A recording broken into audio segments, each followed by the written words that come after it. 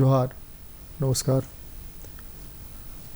अदालतों के विकल्प सर्वोच्च न्यायालय ने, कानूनविदों ने बनाए हैं और भी ढूंढे जा रहे हैं। दरअसल अदालतों में इतने सारे मामले पेंडिंग हैं कि अगर उन्हें छोड़ दिया जाए तो कितने दशक लगेंगे, कब उनके फैसले होंगे कहना मुश्किल है।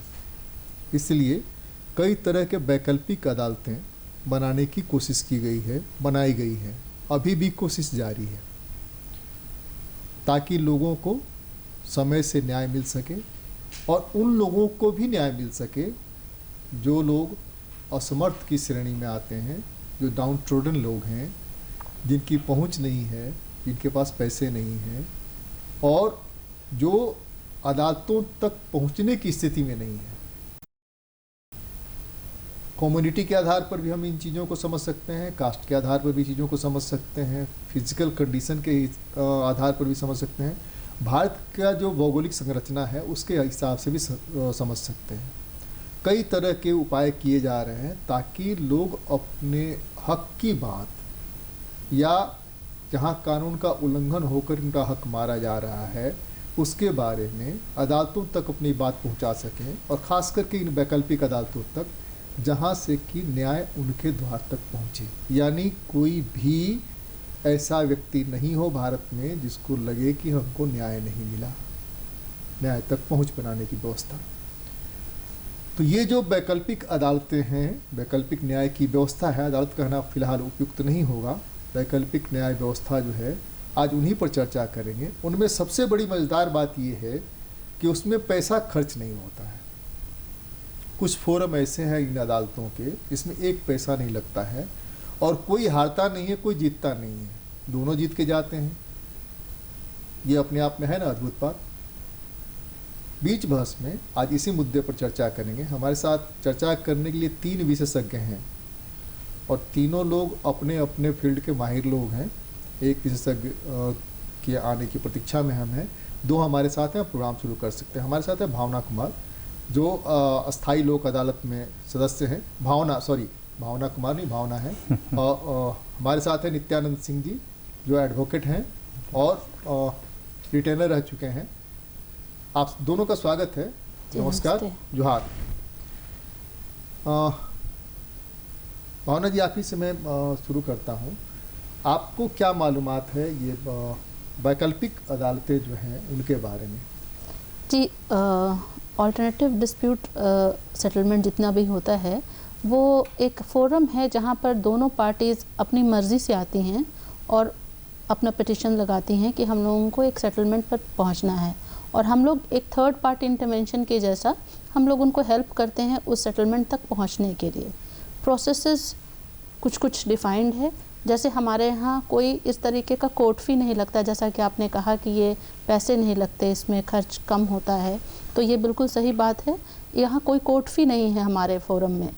दूसरी बात की जो प्रोसेस है, जैसे कि एक समन ट्रायल में होता है, उस तरीके का कोई प्रोसेस नहीं है। बहुत ही एमिकेबल बैठ करके बातचीत करते हैं दोनों पार्टीज़। हम लोग उनको सुनते हैं, उनकी हर एक बात को सुनते हैं और उनकी बात को सुनने के बाद ही एक ड्रॉ करते हैं सेटलमेंट। तो दोनों पार्टी, जैसा आपने कहा कि दोनों विनर्स हैं, क्योंकि यहाँ कोई हारता नहीं है, कोई जीतता नहीं है और बात का एक हल निकलता है। तो हमारा फोरम भी एक बात को हल निकालने के लिए एक थर्ड पार्टी के जैसा काम करता है, ताकि वो दोनों एक बैलेंस्ड वे में सुन सकें एक दूसरों को।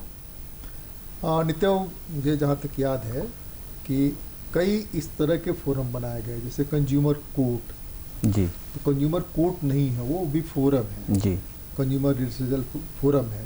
उसी ढंग से आर्बिट्रेशन है, उसी ढंग से अस्थाई लोक अदालत, लोक अदालत जी, ये इस तरह की बहुत सारी चीज़ें हैं। तो हम अपने दर्शकों को यह बताना चाहते हैं कि कितने तरह के फोरम हैं जी। पहले ये हम उनको समझा लें, उसके बाद में आते हैं देखिए इस फोरम में कैसे पहुँच होती है। ये अल्टरनेटिव डिस्प्यूट रिड्रेसल का जो फोरम जो कि जिसके लिए हम लोग बैठे हुए हैं बातचीत करने के लिए, इसमें मूलतः जो है एक आर्बिट्रेशन का कोर्ट मतलब फोरम है और एक अस्थाई लोक अदालत का फोरम है, और कुछ फोरम ऐसे हैं जो कि जिनके वाद और कोर्ट में ऑलरेडी लंबित हैं, उनके भी मामले जो हैं अगर हम लोग बातचीत से समझौता से कर सकते हैं तो उसके लिए अब हर डिस्ट्रिक्ट में मीडिएशन सेंटर खोले गए हैं। यह भी एक उसी तरीके का फोरम है जिसमें हमारे बीच से मीडिएटर बन के बैठाए जाते हैं, कोर्ट के द्वारा उन्हें अपॉइंट किया जाता है, केसेस उनको ट्रांसफ़र की जाती है और वो मीडिएटर बैठकर दोनों पक्षों को सुनकर इसको अल्टरनेट डिस्प्यूट के रिड्रेसल के रूप में इसका सेटलमेंट तैयार करते हैं। इस सेटलमेंट में सच्चाई यही है कि समय का बहुत ही कम लगता है। समय कम लगने के कारण दोनों पार्टियों को बहुत जल्द ही अपने बातों पर निर्णय होने के लिए तैयार हो जाते हैं। और लेकिन एक बात मैं यहाँ समझाना चाहूँगा कि इन सभी रिड्रेसल फोरम में हम लोग उन्हीं मामलों को रखेंगे जो पीटी, अगर क्रिमिनल ऑफेंस से जोड़ें तो पीटी ऑफेंसेज होंगे और अगर सिविल सूट होंगे तो सिविल सूट में सारे मैटर आ सकते हैं अगर दोनों पार्टी किसी बिंदु पर समझौता के लिए रेडी हैं तो इस तरीके से मूलतः आर्बिट्रेशन क्लॉज, कंसीलेशन क्लॉज और मीडिएशन, यही 3 ऐसे हैं जो इस फोरम में रूप में आते हैं। और एक अस्थाई लोक अदालत हर न्यायालय के पास बना के रखा गया है जिसमें कि कुछ मामलों को अस्थाई लोक अदालत के द्वारा भी तय किया जाता है मामलों को निष्पादन में, लेकिन सब मोर और लेस सबका एक ही प्रोसेस और एक ही प्रक्रिया है। हाँ, एक पर हम लोग डिस्कस करें फिर आगे बढ़ते हैं। ये अस्थाई लोक अदालत जहाँ की आप हैं, ये क्या है, इसकी भूमिका क्या है और यहाँ तक पहुँच कैसे होती है? ये बेसिकली परमानेंट लोक अदालत जो है वो national legal services authority act के सेक्शन 20 के अंदर इसका क्रिएशन है। ये बेसिकली क्रिएट किया गया था, न्यायपालिका पे बहुत ही बर्डन था बहुत सारे केसेस का, तो ये क्रिएट किया गया था ये फोरम ताकि उस बर्डन को कम किया जा सके, जहाँ पर लोग आकर के अपना रिजॉल्व कर सकें डिस्प्यूट्स। ये क्रिएशन अल्टरनेटिव डिस्प्यूट रिड्रेसल का जो ये फोरम है, ये बेसिकली पब्लिक यूटिलिटी सर्विसेज से रिलेटेड जितने भी मामले लंबित थे कोर्ट्स में, उनको ध्यान में रखते हुए उनके मद्देनज़र ये क्रिएशन किया गया था। क्योंकि नालसा के अंदर जो ये लीगल सर्विसेज अथॉरिटी एक्ट में पहले 6 पब्लिक यूटिलिटी सर्विसेज डिसाइड किए हुए थे, उसके बाद 3 और ऐड हुए जिसमें बैंकिंग, इंश्योरेंस और रियल एस्टेट और अभी एजुकेशन भी है उसमें। तो अभी जितने भी ये पब्लिक यूटिलिटी सर्विसेज के मामले जो कि एडिशनल हो जाते थे कोर्ट्स में, अब वो परमानेंट लोक अदालत में आते हैं। और हम लोगों के पास यहाँ रांची जजशिप में भी अराउंड 10,000 केसेस थे जिसमें कि हम लोगों ने डिस्पोज करके अब करीब हम लोग 7,000 पे पहुँचे हैं। तो ये सारे पब्लिक यूटिलिटी सर्विसेज जैसे सैनिटेशन हो गया, जैसे वाटर सप्लाई हो गया, लाइट हो गया, ट्रांसपोर्ट हो गया, banking, insurance, education, real estate, in fact real estate के भी मामले अभी आने लगे हैं जो बिल्डर और प्लॉट ओनर्स के बीच में जो डिस्प्यूट्स होते थे वो भी आने लगे हैं।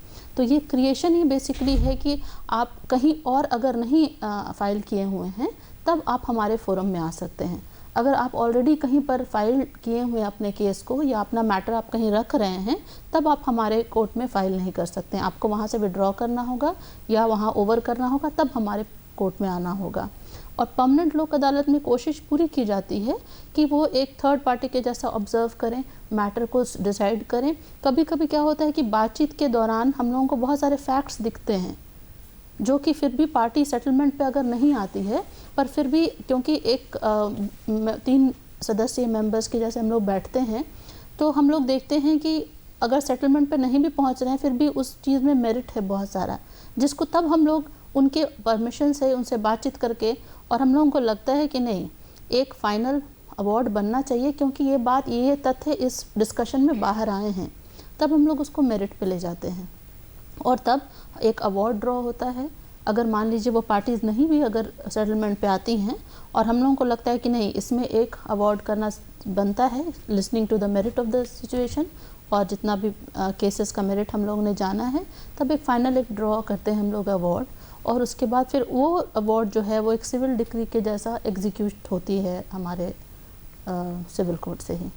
प्रोसेस क्या है आपके यहाँ आने के लिए? जैसे आपने बताया 9 जी सिविल सर्विसेज, जी। ये 9 कौन कौन है और प्रोसेस क्या है? प्रोसेस ये है कि हमारे पास कोई कोर्ट फी नहीं है, हमारे कोर्ट में आना है, अपना मामला लेकर के आना है, एक आवेदन, एक रिटन स्टेटमेंट जमा करते हैं जिसमें कि एक एप्लीकेशन के जैसा लिखा होता है। With advocate, without advocate? Without advocate sir. Advocate का यहाँ ज़रूरी नहीं है, आप चाहें तो अपना केस खुद भी रिप्रेजेंट कर सकते हैं, पर अगर आप चाहें तो एडवोकेट भी रख सकते हैं। जनरली ये जितनी भी पब्लिक यूटिलिटी सर्विसेज हैं उनके एम्पैनल्ड एडवोकेट्स होते हैं, और वही जैसे नगर निगम है तो उसका एम्पैनल्ड है, बैंक्स के हैं, इंश्योरेंस के हैं, ट्रांसपोर्ट वहाँ के के अधिकारी तो नहीं आएंगे, उनके वकील आएंगे, उनके एम्पैनल्ड, लेकिन वो वकील आएंगे तो कानूनी भाषा में बात करेंगे या सेटल? बिल्कुल नॉर्मल भाषा में बात करते हैं और बिल्कुल फ्रेंडली डिस्कशन होता है। अब वो अपनी बात रखते हैं, फिर दूसरे पक्ष अपनी बात रखता है। कभी कभी तो जो पक्ष वहाँ फाइल करता है रिटन स्टेटमेंट, उनके पास वकील नहीं होते हैं। जैसे हमारे पास कुछ लोग हैं जो आते हैं खुद अपना केस सामने रखते हैं कि मेरा ये सिचुएशन है, और अपोजिट पार्टी के जो लॉयर हैं वो बताते हैं कि ठीक है हम आपका इस तरीके से हम आपको रिलीफ दे सकते हैं। तो इस तरीके का फोरम है, बिल्कुल कोर्ट फी नहीं है, प्रोसेस भी काफ़ी फ्रेंडली है, और यहाँ पर उस तरीके का कोई डेकोरम नहीं है जैसे कोर्ट में विटनेस बॉक्सेस होते हैं या कुछ उस तरीके का, ना डर है ना भय है। बहुत अच्छे दो एक्सपर्ट्स होते हैं पब्लिक यूटिलिटी सर्विसेज से, जैसे हम हैं और एक हमारे साथ एक और बैंक के एक्सपर्ट हैं, और हमारे साथ एक एडीजे, रिटायर्ड एडीजे रहते हैं। तो हम लोग बहुत फ्रेंडली वे में मैटर को सुनते हैं, लेकिन साथ ही साथ में we jot down the merit of the point of the situation also, ताकि इन केस अगर वो सेटलमेंट फेल करती है तो हम लोग मेरिट पर उस केस को सुन करके अवार्ड दे सकें। मैं आपके पास फिर लौटूंगा। नित्या, एक चीज़ हम जानना चाहते हैं, प्री लिटिगेशन पोस्ट लिटिगेशन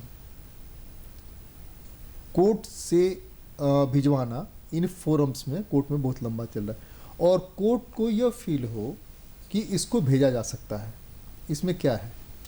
दो बातें आप जो पूछे हैं, एक प्री लिटिगेशन, पहले हम इस पर बात डिस्कस कर लेते हैं। प्री लिटिगेशन के केसेस उन तरीके के केसेस को कहते हैं जिनमें अभी किसी भी थाने में, किसी भी कोर्ट में, किसी भी फोरम में कोई भी विवाद के संबंधित कोई एप्लीकेशन न पड़ी हो जी, और जैसे ही दोनों लोगों के बीच में, दोनों पक्षों के बीच में लगता है कि अब हमारे बीच में कोई विवाद जिंदा है, तो उसको हम लोग district legal service authority act के तहत जो डालसा हमारे हर ज़िला में खुला हुआ है, उन्हीं सेंटरों में एक व्यक्ति को बैठाया जाता है जिसे रिटेनर के रूप में हम लोग मानते हैं, और उनके सामने ही एक प्री लिटिगेशन का वाद आप अपने लिखकर, या अगर आप लिखना नहीं आता, पार्टियों को पढ़ना लिखना नहीं आता है या अपनी बात तो नहीं रख पाते हैं, तो वहाँ डीएलएसए में बैठे हुए रिटेनर साहब ही उनकी आवेदन को लिखकर उसे प्री लिटिगेशन के रूप में कन्वर्ट कर देंगे केस को, और दोनों पार्टियों को बुलाकर उस मामला को हल कराया जाएगा। प्री लिटिगेशन में जो अपोजिट पार्टी है उस पर कितनी बाध्यता है कि इस फोरम के बुलाने से वो आए ही? हाँ, ये चूँकि ये अल्टरनेटिव डिस्प्यूट रिड्रेसल फोरम है, तो बाध्यताएं कानून की तरीके से नहीं है। हम उस अगर वो नहीं आएंगे तो हम कोई ऐसे एक्शन नहीं ले सकते जिससे कि वो बाध्य हो जाएं प्री लिटिगेशन के फोरम में उपस्थित होने को। लेकिन जब लगता है रिटेनर को कि व्यक्ति के बीच में जो संबंध, जो ये रिटेनर जो है वो सिर्फ रिटेनर के पास जाएगा कि ये लोक अदालत, अस्थायी लोक अदालत में भी जा सकता है? हम उसमें आगे आ रहे हैं। जब वो प्री लिटिगेशन का मामला रिटेनर के सामने आया, रिटेनर जो है एक पार्टी से आवेदन लेकर या लिखवाकर या लिखकर जब अपने आप पास प्राप्त करता है, तो फिर वो दूसरी पार्टी को बुलाने का प्रयास किया जाता है, थ्रू टेलीफोनिक, थ्रू थाना, या फिर डीएलएसए सेक्रेटरी से भी हम लोग आवेदन देकर थाने के थ्रू वहाँ खबर भिजवाते हैं, और मोस्ट प्रोबेबली बहुत से चांसेस में लोग अपीयर भी करते हैं। अगर दोनों पार्टी अपीयर कर गए तो वहीं पर रिटेनर जो हैं अपनी पूरी एफर्ट और एबिलिटी लगाकर उनके मामलों को सॉर्ट आउट कर देंगे, और दोनों पार्टियों को वहाँ पर अपनी अपनी बातों को रखकर एक एग्रीमेंट बन जाएगा, सेटल एग्रीमेंट, और उस एग्रीमेंट को लेकर वो चले जाएंगे। ये तो उन मामलों में कहा जाता है जिन मामलों में कि क्रिमिनल एक्टिविटीज़ है या कुछ आपसी संबंध अच्छे नहीं हुए, उस संबंध को दूर करना। अगर यही मामला कोई सिविल सूट का हो, जैसे कि कोई विवाद ज़मीन को लेकर है कि मेरा 2 बीघा तुम खेत जोत रहे हो, मेरा 1 बीघा तुम खेत जोत रहे हो, और जबकि ज़मीन है दोनों के बराबर बराबर, अगर वो सेटल करता है रिटेनर के सामने इस तरीके के छोटे छोटे सिविल सूट के विवाद आते हैं, और अगर वो सेटल होता है तो वो सेटलमेंट जो एग्रीमेंट होगा उन पर तभी बाइंडिंग होगा जब उसे एक अवार्ड का स्वरूप न दे दिया जाए, नहीं तो फिर वो एक्सिक्यूट नहीं होगा। तो फिर रिटेनर जो है with the permission of the DLSA secretary उस आवेदन को, उस सेटलमेंट को सीधा हम लोग फिर अस्थाई लोक अदालत को भेजने के प्रयास करते हैं, और अस्थाई लोक अदालत में बैठे हुए जो हमारे मेंबरान हैं और हमारे जो चेयरमैन हैं, वो उसको मिलकर उनकी बातों को सुनकर और उन्हीं सेटलमेंट के एग्रीमेंट के आधार पर एक अवार्ड तैयार हो जाती है, और वो award section 2(2) of the CPC के तरीके से डिक्री के रूप में उपयोग होगा और वो दोनों पक्षों पर बाइंडिंग होगी। ये तो सब प्री लिटिगेशन का हो गया। अगर वो एक पक्ष नहीं मानता है तो फिर एक्सक्यूशन का प्रोसेस चालू होगा और एक्सक्यूशन के द्वारा उसे एक्सक्यूट करा लिया जाएगा। अब रहा बात पोस्ट लिटिगेशन का, जो बात आती है एक्सक्यूशन का प्रोसेस जो है, जैसे कि कोर्ट के आदेश को एक्सक्यूट कराती है पुलिस के साथ जी, तो ये जो अवार्ड है या डिक्री है, ये डिक्री को भी वैसे ही एक्सक्यूट जिस तरीके से हम लोग अगर कोर्ट में कोई सिविल सूट जीतते हैं और उसको अगर दूसरा पक्ष मानने से इनकार करता है तो फिर सिविल जज जो है वो उसे एक्सक्यूट कराने के लिए, उसे लागू कराने के लिए हमारे जो मशीनरीज हैं, जो एजेंसियां हैं, उनको डायरेक्शन देती हैं कि आप जाकर और वहाँ पे खड़े होकर इनको दखल दहानी दिलाइए, इनका हिस्सा दिलाइए, इनका खेती करवाइए, ये सब जो व्यवस्थाएं सुरक्षा दीजिए। वो सारी बातें एक्सक्यूशन में आती है, जो कि अवार्ड ऑफ द लोक अदालत, परमानेंट लोक अदालत के बाद उसकी की जाएगी। अब हमारी एक और प्रॉब्लम है कि पोस्ट लिटिगेशन मामले में क्या होता है। पोस्ट लिटिगेशन वो मामले हैं जो किसी न किसी न्यायालय में लंबित हैं और न्यायालय में काफ़ी दिनों से या तो चल रहा है या चलने की स्थिति में खड़ी हो गई है विवाद, और दोनों पार्टियों को समझाया जाता है कोर्ट के द्वारा उसी समय उसी फोरम पे कि आप लोग अगर अपने विवादों को मिलकर जुलकर और समझौता करके समझाना चाहते हैं, ख़त्म करना चाहते हैं, तो आपके इच्छा के अनुसार हम इसे फिर से रिड्रेसल फोरम के पास भेज देंगे। अगर दोनों पार्टियों में से दोनों पार्टी एग्री हो जाते हैं कि हाँ हम एक प्रयास करते हैं कि हमें रिड्रेसल फोरम में भेजा जाए, अल्टरनेट डिस्प्यूट रिड्रेसल में, ताकि उसका कि हल हो सके और जल्दी से निपटारा हो सके, तो ऐसे मामले कोर्ट देखने के बाद उसे फिर से मीडिएशन सेंटर को रेफर, इन क्रिमिनल मैटर की बात मैं कर रहा हूँ, क्रिमिनल मैटर में कोर्ट जो है रिड्रेसल, जो हमारा अल्टरनेटिव डिस्प्यूट रिड्रेसल मीडिएशन बना हुआ है जिसमें मीडिएटर्स बैठे हुए हैं, दे आर वेरी एक्सपीरियंस्ड और बहुत ही अनुभवी हैं वो लोग इन सब मामलों का, तो उनके पास भेजा जाता है। और जब वो बैठकर दोनों लोगों के पक्षों को सुनते हैं मीडिएटर, और मीडिएटर सुनकर उन लोगों के बीच में एक ऐसे स्थान पर, एक ऐसे बिंदु पर राजी कर लेते हैं कि दोनों व्यक्ति अब ये मान लेते हैं कि हाँ ठीक है। जैसे हम आपको एक एग्जांपल दे दें कि आए दिन आपके समाज में 498 का केस लगातार चल रहा है, और 498 के केस में हस्बैंड वाइफ के ऊपर केस है, और वाइफ जो है केस की है और हस्बैंड जो है वो कोर्ट में बुलाया गया मीडिएशन में, और हस्बैंड वाइफ के बीच में आपस में बातचीत होने लगी, तो मीडिएटर का यहाँ बहुत बड़ा रोल हो जाता है। मीडिएटर जो है वाइफ की बातों को सुनती है और हस्बैंड की बातों को सुनते हैं, और दोनों की बातों को सुनकर एक पहला उनका प्रयास रहता है कि दोनों की फैमिली रिजॉल्व हो जाए और एक साथ रहने की तैयारी हो जाए। तो अगर गुंजाइश रहती है कि दोनों व्यक्ति, दोनों परिवार अब रीसेटल कर सकते हैं, अपने विवादों को समाप्त कर सकते हैं, तो मीडिएटर जो है फिर उन लोगों की बातों को सुनकर एक निर्णय लेती है, और निर्णय के बाद दोनों पक्षों को वो निर्णय सुनाया जाता है। दोनों पक्ष जब एग्री हो जाते हैं तो उन पर अपना सिग्नेचर करके उसको एक सेटलमेंट एग्रीमेंट करके उसी कोर्ट को भेज दिया जाता है जिस कोर्ट से रेफ़र होकर वहाँ मामला आया है, और फिर कोर्ट जो है उस मीडिएशन के द्वारा दिए गए, मीडिएटर के द्वारा बनाए गए सेटलमेंट एग्रीमेंट को अप्रूव्ड करता है, और उसी आधार पर दोनों व्यक्तियों के जो डिजॉल्व प्रॉब्लम था, जो डिस्प्यूट था, उसको रिजॉल्व करते हुए फर्दर एक्शन हो जाता है और केस ख़त्म कर दिया जाता है।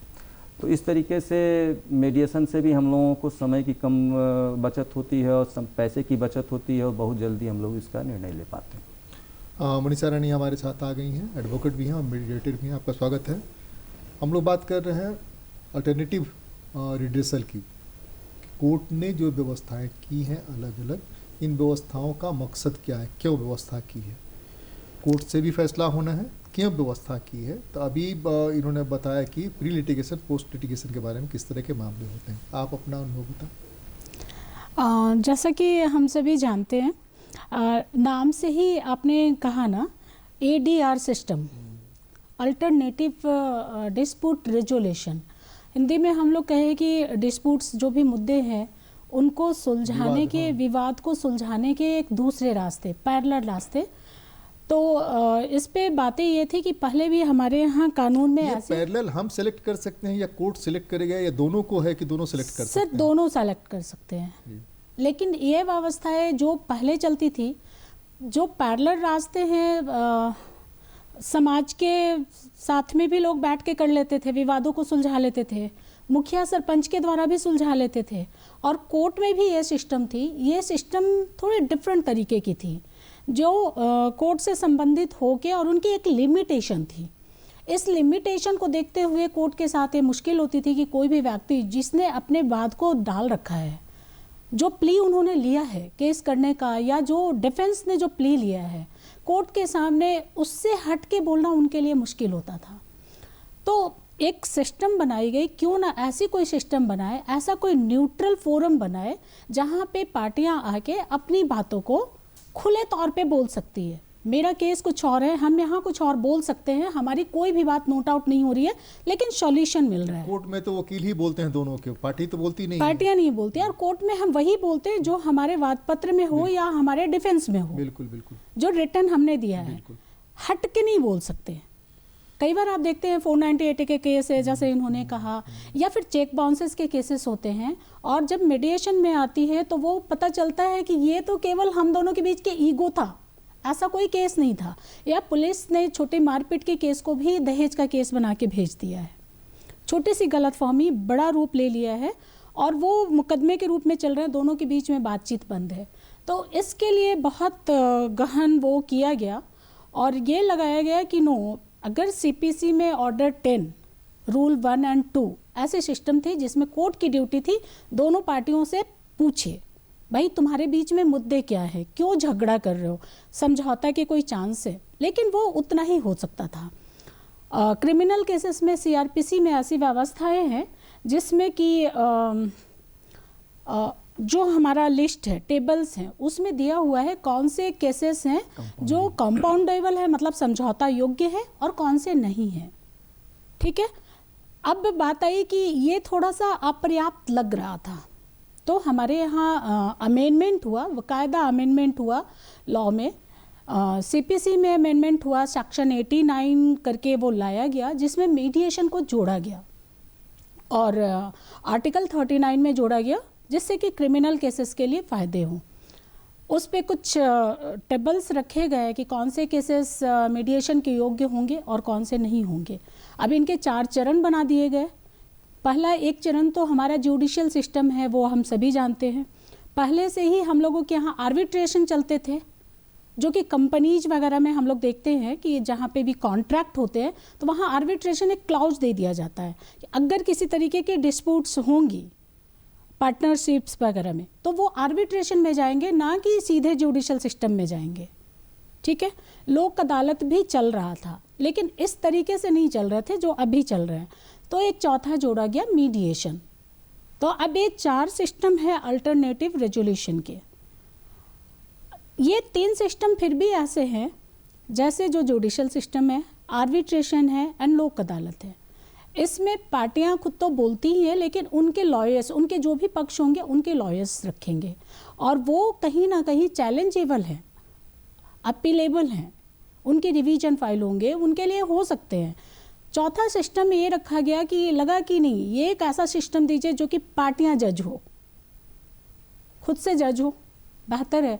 उसके लिए मीडिएशन को लाया गया, मीडिएशन रूल्स बनाए गए, उनकी बाकायदा ट्रेनिंग कराई गई, उनकी बाकायदा कोर्स बनाए गए कि किस प्रोसेस को पूरा करके हम मीडिएशन करेंगे, जहाँ की पार्टियां पूर्ण फुल एंड फाइनल जजमेंट हम लोग बोले, और वो जजमेंट पार्टियों की खुद की होती है। चूँकि मेरी खुद की जजमेंट है तो मैं अपील किसके खिलाफ करूँगी। हम अपने दर्शकों को जो समझाना चाह रहे हैं, हाँ जी, हम समझाना ये चाह रहे हैं कि कोर्ट एक सिस्टम है, हाँ जी, जिसके बारे में सब लोग जानते हैं कि हमारा कोई मामला हुआ, किसी तरह का डिस्प्यूट हुआ, किसी का झगड़ा हुआ, किसी का झगड़ा हुआ, हम कोर्ट चले जाएंगे। हाँ जी, कोर्ट जाने में 5 साल, 10 साल, 20 साल, 25 साल, 30 साल लग जाते हैं। कुछ खास केसेस को अगर छोड़ दीजिए, जिस केसेस में टाइम बाउंड कर दिया गया है, साल भर में, 2 साल में, 3 साल में फैसले हो जाते हैं, उनको छोड़ दिए तो बाकी सब में लंबे समय लगते हैं। डेट पर डेट, डेट पर डेट, डेट पर डेट, कई फिल्में बन गई डेट पर डेट को लेकर। बिल्कुल सर।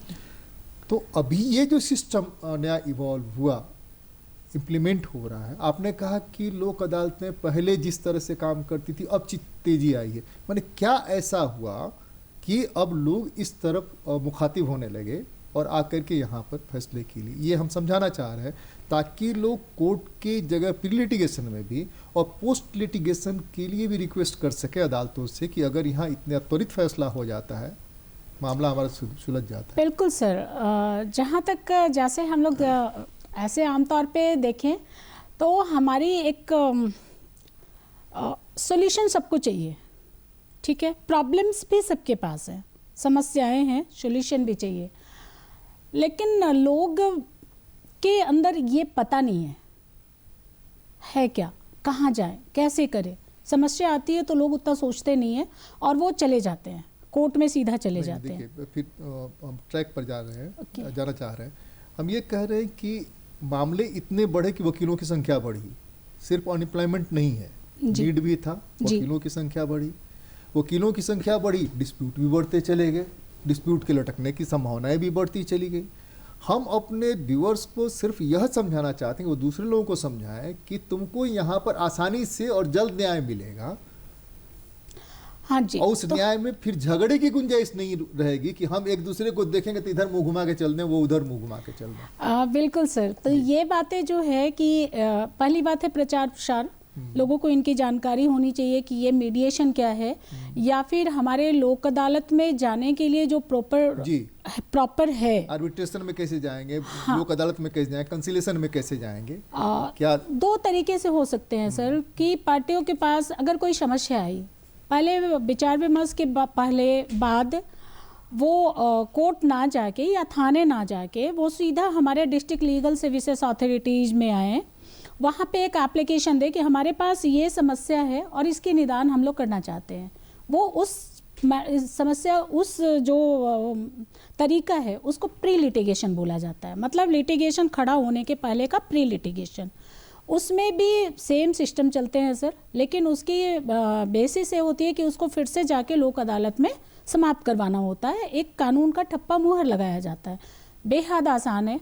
हमारे PLV जो है पैरालीगल वॉलंटियर्स हर ब्लॉक्स में हैं, हर थाने में हैं, हर एरिया में फैले हुए हैं। आप उनके पास भी जाके कांटेक्ट कर सकते हो कि भाई हमारी ये प्रॉब्लम है और हम सॉल्यूशन चाहते हैं, हम कोर्ट नहीं जाना चाहते। मुद्दे पर आते हैं, मान लीजिए हमारे जमीन का झगड़ा चल रहा है गांव में, हाँ जी, आमतौर पर होता है, हाँ जी, घर का झगड़ा चल रहा है, बंटवारे का झगड़ा चल रहा है वैसी स्थिति में उसको तुरंत कहाँ का रुख करना चाहिए और कहाँ आसानी से उसको मदद मिल सकती है? ये 4 फोरम जो आपने बताया अल्टरनेटिव, ये 4 फोरम का प्री लिटिगेशन सर, पहले प्री लिटिगेशन नित्य वो आप जो बता रहे थे प्री लिटिगेशन में, तो प्री लिटिगेशन में है कि वो प्रोसेस में जो है वो प्रोसेस में आप कह रहे हैं कि पार्टी पर डिपेंड करता है कि वो आए नहीं है। जी, हम बाइंड नहीं कर सकते अदर पार्टी को बुलाने के प्री लिटिगेशन के स्टेज पर। अब उसी को हम भावना से समझना चाह रहे हैं कि ये लोक अदालत में आने से क्या बाइंडिंग होती है और क्या फायदा होता है जैसे मीडिएशन के बाद। जी, एक तो पहले आपका जो प्रश्न था उस पर हम आपको बता रहे हैं, अभी रिसेंटली आज़ादी का अमृत महोत्सव चल रहा है, उसके अंतर में जुडिशरी ने क्या किया है कि पोस्ट ऑफिसेज जो कि कनेक्टिंग सेंटर्स हैं, मतलब रूरल और अर्बन एरियाज़ में, तो पोस्ट ऑफिसेज को उन्होंने सेंटर चुना है जिसमें कि कोई भी मामला, जैसे DLSA को बहुत लोग नहीं जानते हैं, तो वो कोई भी मामला, जैसे आपने कहा ना लिटिगेशन के लिए वो कैसे आए, कैसे जाने के, ऐसा भी एक ऑप्शन है, तो उसके लिए पोस्ट ऑफिसेज में एक आदमी तैनात होगा जो कि ये सारा चीज़ बताएगा। और रिसेंटली उसी के लिए DLSA के अंदर में सारे पोस्ट मास्टर्स और पोस्टमैन की ट्रेनिंग भी कंडक्ट कराई गई, क्योंकि ये एक पैक्ट साइन हुआ है जुडिशरी और हमारे पोस्टल सिस्टम के बीच में, तो उससे वो लोग क्वार्टर के रूप में तो क्या है ये सिस्टम जो है, उस सिस्टम में आम आदमी जिसको कि अपने रगड़े हैं, अपने झगड़े हैं, वो कैसे उसको समझेगा? जैसे राइट टू इन्फॉर्मेशन के अंतर्गत में एक PIO है, उसी तरीके से ये लीगल लिटिगेशंस के लिए वो पोस्ट मास्टर और ब्रांच पोस्ट मास्टर। एक एग्जांपल लेते हैं समझाने के लिए। एक तो जमीन का हमने एग्जांपल दिया कि जमीन का इसका उस तरह का झगड़ा है। दूसरा एग्जांपल जो आपके ये में फोरम में है वो है एडुकेशन का। एडुकेशन में ज़्यादा फीस लेने के मामले हैं, फीस में बेतहाशा वृद्धि करने के मामले हैं। इसके लिए एक अलग फोरम बना था, गवर्नमेंट ने बनाया था, जो कभी एड्रेस नहीं किया। उसी ढंग से जैसे कि कंज्यूमर के लिए फोरम बनाया गया, लेकिन कंज्यूमर में भी वही कोर्ट वाली स्थिति की दौड़ते रहिए, थका करके छोड़ देते हैं। वो फैसला देंगे, उस फैसले से ज़्यादा जितना हम एक नया पैसा का भी हम कर सकते हैं, लेकिन उसमें 1000 रुपये हमको खर्च करने पड़ेंगे जो आप दिला नहीं सकते हैं। तो ये आपके यहाँ अगर एडुकेशन का कोई मामला बनता है, किसी का है एडुकेशन का मामला, तो आपके यहाँ कैसे और पहुँचे और कितने दिन में आप उसको फैसला देंगी? जैसे हमारे यहाँ, हमने आपको कहा कि हमारे यहाँ कोर्ट फी नहीं है, पैसे का बिल्कुल सोचना नहीं है कि पैसा लगेगा। पैसा आप अपना केस खुद रिप्रेजेंट कर सकते हैं। जैसे कि स्कूल के एडमिशन में, क्योंकि अब राइट टू एजुकेशन एक फंडामेंटल राइट है, तो स्कूल के एडमिशन में एक बच्चा था जो कि पेरेंट्स चाहते थे कि अच्छे स्कूल में पढ़े, लेकिन वो पढ़ नहीं पा रहा था क्योंकि एडमिशन प्रोसेस को वो जानता भी नहीं था और उतने पैसे नहीं थे उसके फ़ी के लिए। पर क्योंकि राइट टू एजुकेशन एक फंडामेंटल राइट है और किसी भी बच्चे का अधिकार है कि वो एक बड़े स्कूल में भी पढ़ने का ख्वाहिश रख सके। जो 25% वहाँ पर सीट बिल्कुल। रिजर्व है। तो जेवियर्स में हम लोगों ने इस तरीके का एक केस आया भी था और वो हम लोगों ने रिड्रेसल भी किया है। विद इन 30 डेज के अंदर में उसका हम लोगों ने एडमिशन्स के वगैरह कराया, प्रोसेस कराया और अभी वो बच्चा पढ़ रहा है। वो सेकेंड शिफ्ट में पढ़ता है, क्योंकि जो बच्चे जो इस तरीके से जो राइट टू एजुकेशन के तहत आते हैं उनकी उन्होंने शिफ्ट बना के रखी है। तो ठीक है, बच्चा पढ़ रहा है, अलग से तैयारी करती है वो लोग, क्योंकि उनकी प्रोफिशिएंसी नहीं होती है लैंग्वेज की। तो हमारा forum basically not only education का, बैंकिंग का, इंश्योरेंस के तो इतने सारे क्लेम्स हमारे पास निपटते हैं और बहुत ही टाइम बाउंड, बहुत ही फास्ट, जैसा कि मनीषा जी ने भी बताया, नित्या सर ने भी बताया कि वो बहुत ही फास्ट हो जाता है प्रोसेस। मनीषा है, ज्ञान ही ज्ञान भरा हुआ है तो उनकी तो बात जी। तो फिर ये जैसे कि बेसिकली ये हम लोगों के एक क्रिएटिव सोल्यूशन निकल के आता है। जैसे कोर्ट में क्या है ना, ट्रेडिशनल मेथड्स है कि आपको ये है, आपका एकदम डिफाइंड रास्ता है, बिल्कुल। और यहाँ पर मीडिएशन में या हमारे प्री लिटिगेशन में एक क्रिएटिव सोल्यूशन निकलता है, कुछ ऐसा कुछ निकलता है जो आपको भी अच्छा लग रहा है, हमको भी अच्छा लग रहा है, और जो नहीं सोचा है वो भी कुछ निकल जाता है।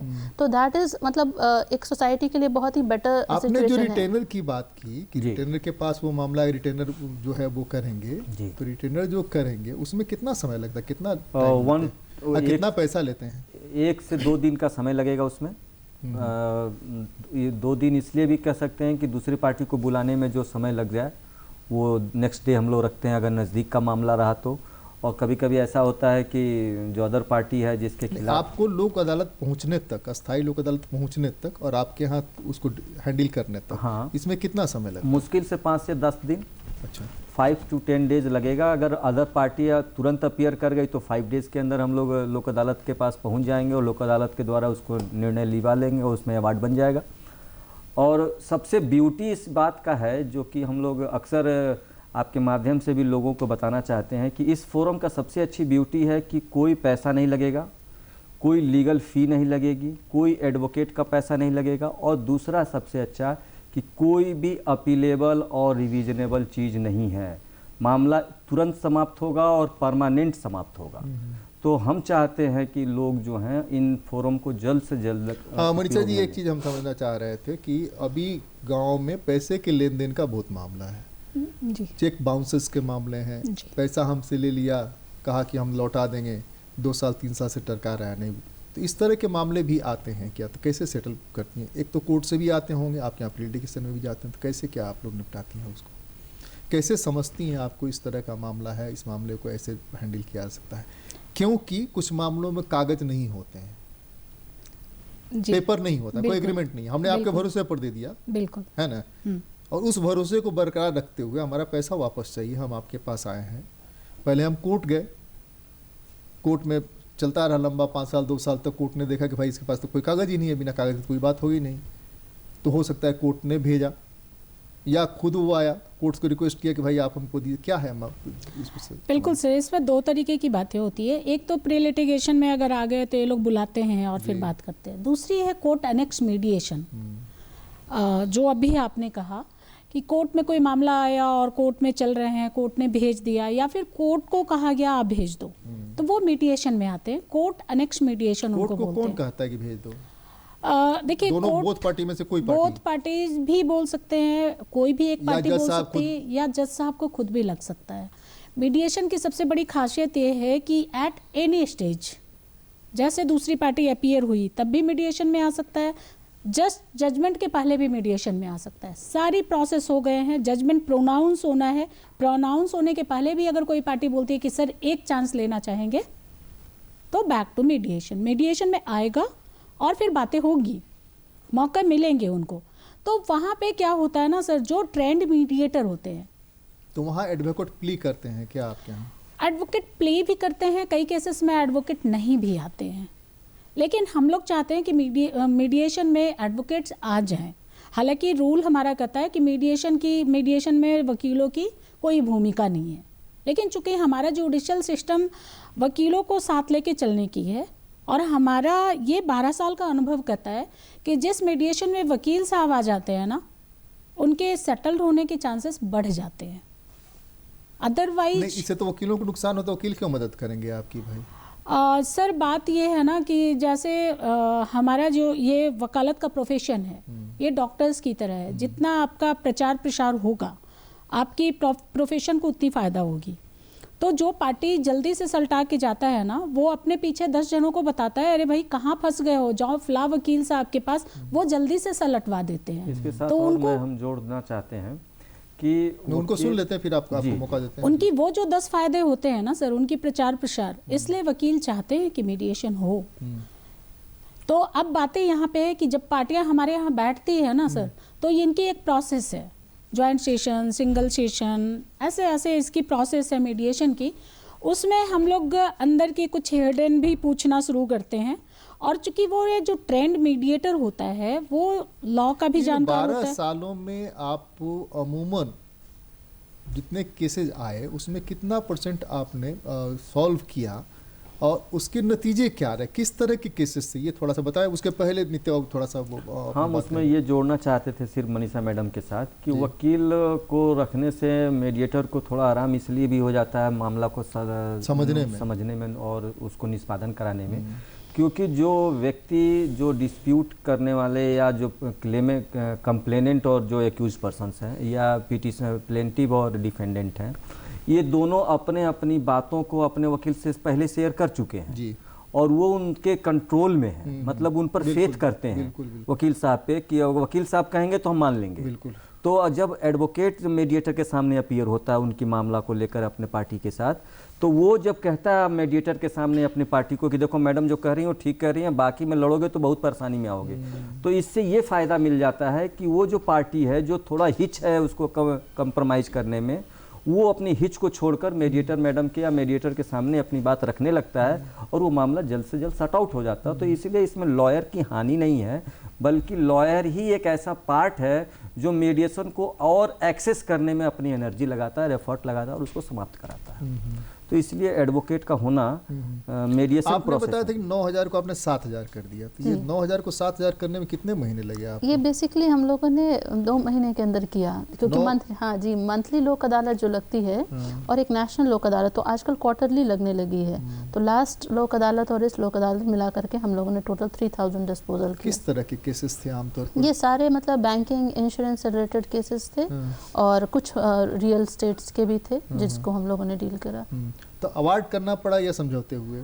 समझौते हुए, बहुत समझौते होने के बाद ही हम लोग वो बनाते हैं, अवार्ड बनाते हैं। और वो उसके बाद फिर अगर कुछ मामले हुए जिसमें कि अवार्ड करना पड़ा जी और कुछ में एग्जीक्यूट भी कराना पड़ा, कहीं पर वो एग्जीक्यूशन नहीं हो पाया, कराना पड़े अवार्ड। जैसे जो कुछ ये रियल स्टेट वाले मामले थे और नगर निगम के कुछ मामले थे, उनको एग्जीक्यूट कराना पड़ा बाकायदा एक डिक्री के साथ।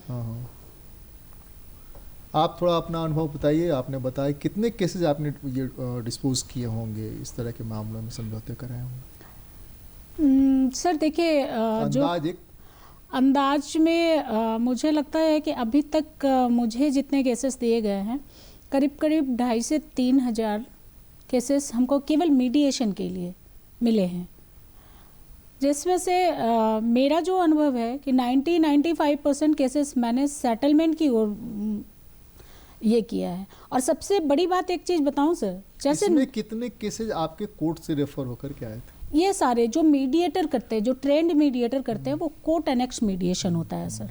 प्राइवेट मीडिएशन का डाटा तो रिटेनर के पास जाएगा, रिटेनर के पास जाते हैं। या रिटेनर के पास मैं यहाँ ये भी बता दूं, अगर कोई वैसे पेचीदे मुद्दे होते हैं जो प्री लिटिगेशन में आते हैं लेकिन वहाँ पेचीदगी समझ में आता है और रिटेनर के बूते का नहीं होता, फिर वो मीडिएटर के बेंच में ट्रांसफ़र कर दिया जाता है और वो फिर मीडिएटर सुलझाते हैं।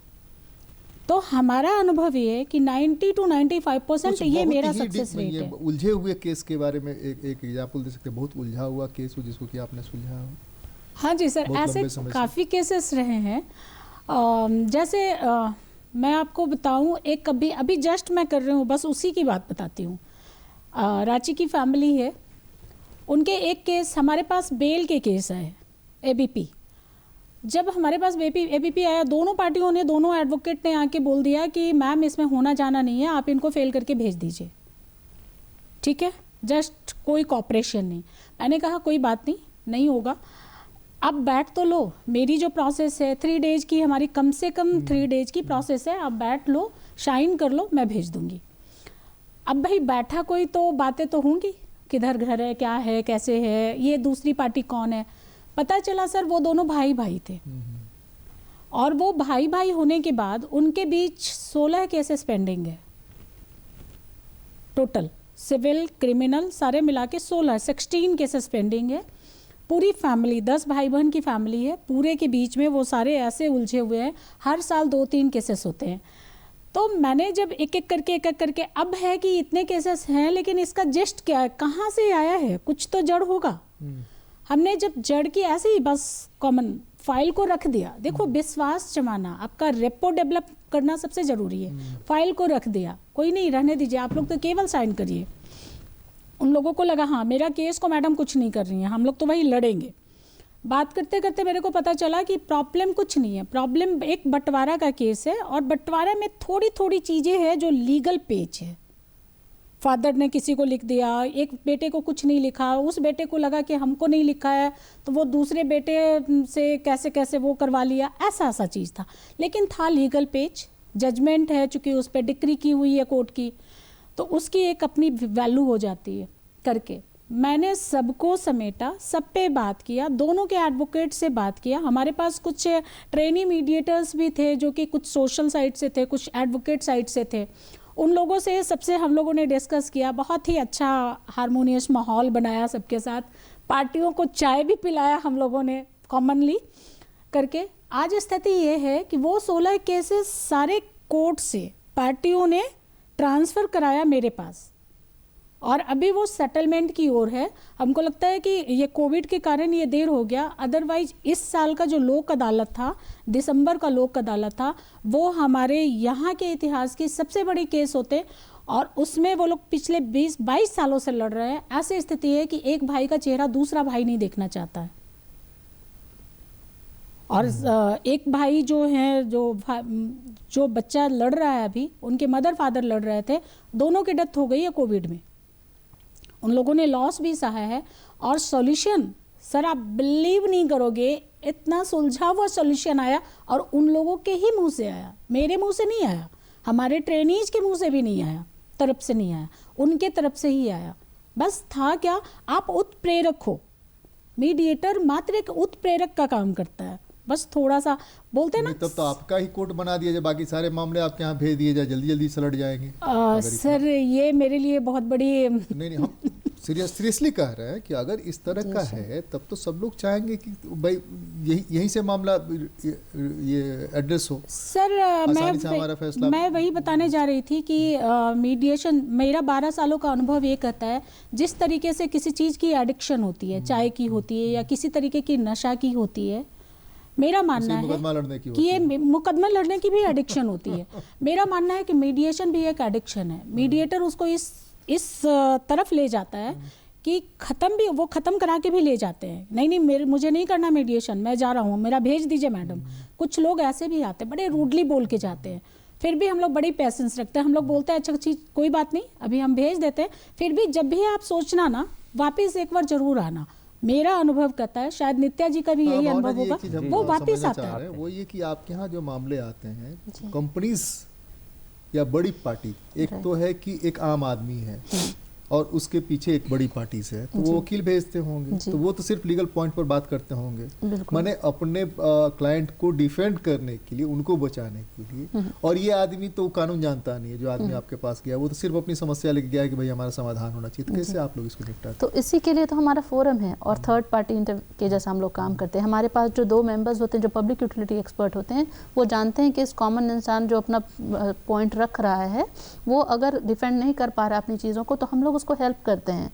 उसको पॉइंट्स देते हैं, हेल्प करते हैं। फिर हम लोग जो अपोजिट पार्टी है उनके बायलॉज को मंगाते हैं कि आपका अगर इंश्योरेंस कंपनी है या आपका बैंक है या आपकी कंपनी है तो आपके क्या बायलॉज हैं, आप प्रेजेंट करें, आप रिटर्न स्टेटमेंट के साथ दें। फिर हम लोग दूसरी पार्टी को वो पढ़ने के लिए भी देते हैं कि आप पढ़िए, देखिए कि उनका क्या पॉइंट्स है, और अगर उसमें कुछ ऐसा पॉसिबिलिटी बनता है कि दूसरे पार्टी को रिड्रेस किया जा सकता है तो फिर उसमें अपोजिट पार्टी भी हिचकिचाती नहीं है, वो भी कोऑपरेट करती है। के सामने एक एक्सपर्ट, लीगल एक्सपर्ट के सामने दूसरा पार्टी बोल पाता है क्या? जी बोल पाता है, बोल पाता है, और हम लोग उसको पूरी हेल्प करते हैं। वैसा माहौल रहता है, बहुत ही फ्रेंडली एटमॉस्फेयर रहता है। और हमारा जैसे कि एक बिल्कुल सेम प्लेटफॉर्म पे हम लोग बैठते हैं, ऐसा नहीं कि हमारे जो बेंच है वो एलिवेटेड प्लेटफॉर्म पे है ताकि वो डर जाए कि हाँ जज साहब लोग बैठे हैं, नहीं, बिल्कुल एक सेम प्लेटफॉर्म पे हम लोग बैठते हैं और अब बाकायदा बातें होती हैं एकदम फ्रेंडली माहौल में। कोई इस तरीके से ना वहाँ चिल्लाता है ना शोर करता है, बहुत ही फ्रेंडली माहौल में बातें होती हैं और वो भी समझता है और दूसरी पार्टी भी कोऑपरेशन से ही काम चलता है। कभी भी कोई इस तरीके का अभी तक हमारे एक्सपीरियंस में तो नहीं आया। नहीं तो ये पूरे ये में अल्टरनेटिव डिस्प्यूट रिड्रेसल का जो है वकीलों की तरफ से कितना सहयोग आपको लगता है कि मिल रहा है, और क्या ज़रूरत है कि वो कितना और कर सकते हैं ताकि इसको थोड़ा और आसान बनाया जा सके लोगों के मामले? शुरुआती दौर में एक तो हमको लगता है कि अल्टरनेटिव डिस्प्यूट रिड्रेसल के जो भी फोरम है उसके बारे में लोगों को बहुत जानकारी नहीं है। शुरुआती दौर में कहा जाएगा ये, शुरुआती दौर में तो एज ए लीगल प्रोफेशन की तरफ से हम बताना चाह रहे हैं कि जब ये बात प्रोजेक्ट करके लाया गया कि एक ADR सिस्टम रहेगा जिसमें सब बातें कंप्रोमाइज़ से समाप्त हो जाएंगी, कोई डिस्प्यूट की ज़रूरत नहीं है, कोई वकील की उसमें आवश्यकता नहीं है, कोई पैसे की आवश्यकता नहीं है, तो एक मैसेज शुरुआती लीगल प्रोफेशन के साइड में गया कि क्या ऐसा भी हो सकता है कि तब तो फिर लीगल प्रोफेशन ही समाप्त हो जाएगा, क्योंकि डिस्प्यूट ही सोसाइटी से समाप्त हो गया तो फिर लीगल प्रोफेशन नहीं रहा। तो एक बड़ी कम्युनिटी जो है वो फिर अनएम्प्लॉयमेंट की तरफ घूमने लगेगी। अब वो भी सोसाइटी में अब उसे रिड्रेसल की ज़रूरत पड़ेगा कि भाई उसका परिवार कौन चलाएगा, उसको कौन देखा जाएगा। तो ऐसा मीन्स का कंसेप्शन था शुरुआती दौर में, लेकिन धीरे धीरे जैसे जैसे ये ADR सिस्टम जो है अपने चरम अवस्था की ओर बढ़ता गया और लोगों में जागरूकता हुई, लॉयर्स में जागरूकता आया, तो ये बातें झूठी साबित हुई कि ऐसा नहीं है कि इस सिस्टम के आने से लीगल प्रोफेशन को हानि हो जाएगा या समाप्त हो जाएगा। लीगल प्रोफेशन फिर भी फलेगा फूलेगा, क्योंकि कुछ ऐसे इस फोरम में भी ज़रूरतें हैं जो बिना लॉयर के ये सिस्टम चलेगा ही नहीं, कोलैप्स हो जाएगा। चाहे वो परमानेंट लोक अदालत हो, चाहे मीडिएटर हो, मीडिएशन सेंटर हो, या कंसिलेशन हो, या आर्बिट्रेशन हो, ये चारों फोरम अगर लॉयर फेटर्निटी इसको सपोर्ट करना छोड़ दे तो ये कोलैप्स हो जाएगा, पूरी जुडिशियल सिस्टम कोलैप्स कर जाएगी। तो लॉयर फेटर्निटी के बिना सहयोग के ये चलेगा नहीं। तो जुडिशियल फेटर्निटी में भी ये बात समझ में आई कि नहीं, लीगल फेटर्निटी को लेकर ही चलना होगा। तभी तो हमारे जितने मीडिएटर हैं, जो जितने एक्सपर्ट मीडिएटर, उसमें से मैक्सिमम हमारे लीगल फेटर्निटी से जुड़े हुए हैं। जो हमारे परमानेंट लोक अदालत में जो लोग बैठे हुए हैं लोग हैं जो उसमें बैठते हैं, उसमें भी मैक्सिमम लोग हैं जो हैं लीगल फेटर्निटी से जुड़े होते हैं। हाँ, रहा बात की जो लॉयर्स दोनों पार्टी के आते हैं, तो जो लॉयर्स के अंदर अगर कॉन्फिडेंस है कि हम इस मामला को सॉर्ट आउट कर देने से ही अच्छा इसका रिजोल्यूशन होगा दोनों पार्टियों के लिए, तो लॉयर कोऑपरेट करते हैं, बढ़िया से कोऑपरेट करके और इस मामला को सॉर्ट आउट करते हैं, चाहे वो परमानेंट लोक अदालत का फोरम हो या मीडिएटर का फोरम हो, कंसिलेशन का फोरम हो या आर्बिट्रेशन का फोरम हो। लॉयर हमेशा ये चाहता है, अगर आप इंडिविजुअली हमसे पूछेंगे तो ये मेरा ओपिनियन है कि जब हम वकालतनामा साइन करते हैं किसी पार्टी की, तो उसी दिन वकालतनामा साइन करने के साथ ही ये फीलिंग हो जाती है कि मुझे इस व्यक्ति को न्याय दिलाना है, मुझे इस व्यक्ति को 15 साल लड़ाना नहीं है। हम ये नहीं, एक चीज माफ करिएगा, मैं सेव करूं, इस व्यक्ति को जिताना है। जी, मतलब न्याय दिलाना, दोनों में फर्क है, दोनों में फर्क है। जिताना, हाँ, आपके दृष्टि से भी हो सकता है। उसी को हम अगर अपनी भाषा में कहें तो जिताना भी कह सकते हैं कि उस व्यक्ति को जो मेरे पास आया है उसे हमको किसी भी तरीके से, मतलब कानून टिकेगा आप ही के पास, तभी टिकेगा। कानून के प्रावधानों के तहत हमें उसको इस प्रॉब्लम से निकालना है।